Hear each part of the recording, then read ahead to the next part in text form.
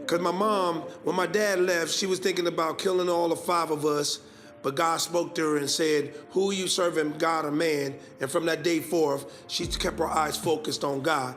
And being focused on God, she taught us and trained us how to live for God. Everything she did, it was for God. She brought us in the church. So I understood that my dependence, first of all, needs to be on God. So I knew the only Jesus I would ever see is my mom, and my mom was a good demonstration of who Jesus is and Jesus was and all that type of stuff, and I love that. So it caused me to understand anything or whatever I'm going through, I have to first go to God.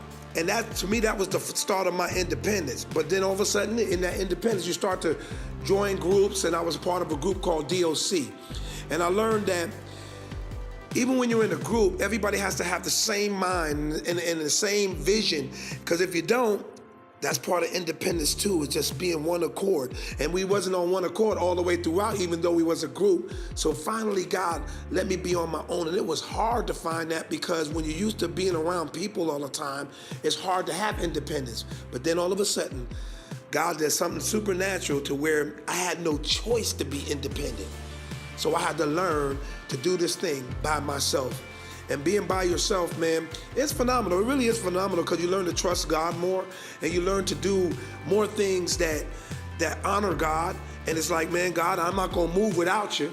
So God would go ahead and start doing things and showing you how to hear his voice. And what makes it cool, I love going out into the streets. It seems like God keep on just doing things. I love going to Chicago, Minneapolis, North Dakota, and it seems like people know if you want to minister to the streets, you get your boy DPB, because my heart is really for the kids. It's not about me rapping. It's not about me doing anything. It's about me, man, just loving on kids, man, because I know kids can only be what they see. The greatest message you will ever preach is the life that you live. And if people can't see you living for Jesus Christ, how can they know that Jesus Christ is great like that, and he's good like that? And just because of that, man, I want to be that example. I want to be the person, man, that people see, man, he's a Jesus freak. I want to be that Jesus freak. That's me. That's me. When I'm dead and gone, I want people to say, man, DPB was a soul winner. You know, that's it. So I just want to let y'all know, and that's what I got for that.